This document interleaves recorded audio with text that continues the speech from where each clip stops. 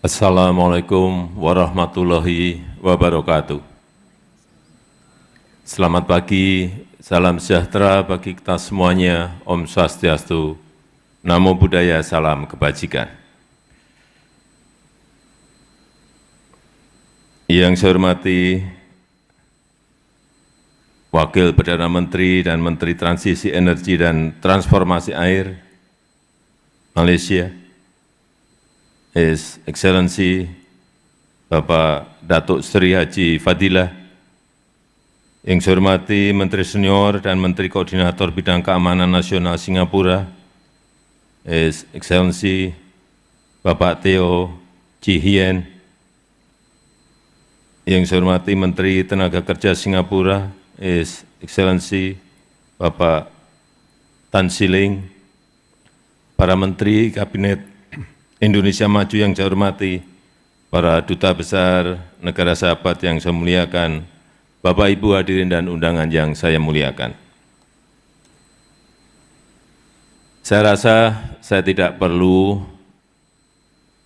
lagi menyampaikan soal betapa berbahayanya perubahan iklim, soal betapa mendesaknya transisi energi, soal betapa pentingnya keberlanjutan.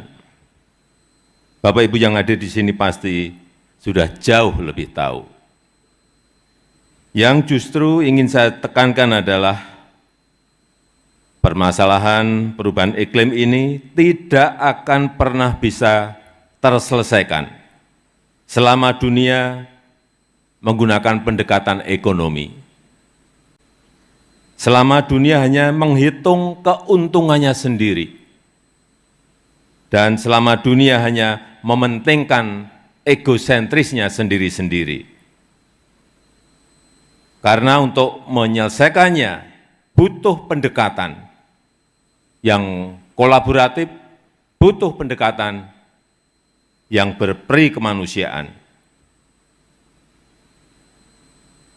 dan kolaborasi antara negara maju dan negara berkembang, dan juga kemanusiaan agar prosesnya tidak mengorbankan kepentingan rakyat kecil.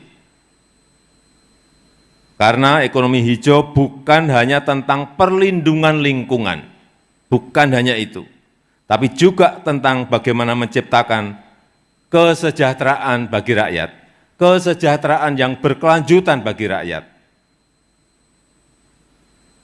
Dan jangan meragukan komitmen Indonesia dalam mencapai net zero emission dan berkontribusi bagi dunia yang lebih jauh. Indonesia memiliki potensi energi hijau yang melimpah, mencapai lebih dari 3.600 gigawatt. Kami juga memiliki PLTS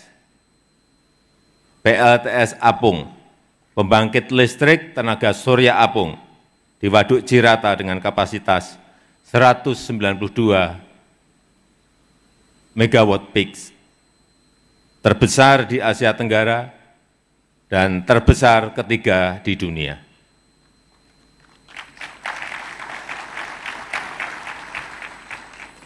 Indonesia juga memiliki potensi besar dalam penyerapan karbon. Hutan mangrove kami, hutan mangrove Indonesia itu terbesar di dunia, seluas 3,3 juta hektar, yang mampu menyerap karbon 8 sampai 12 kali lebih baik dibandingkan hutan hujan tropis. Ini yang banyak orang tidak tahu. Indonesia memiliki kawasan industri hijau seluas 13.000 hektar. Ini juga salah satu yang terbesar di dunia.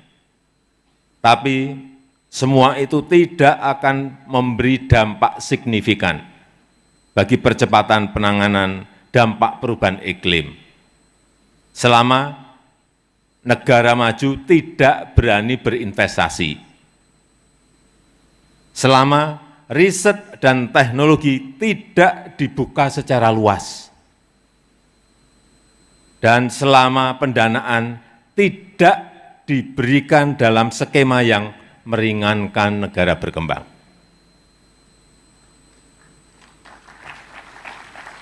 Tiga hal itu penting untuk menjadi catatan kita semuanya.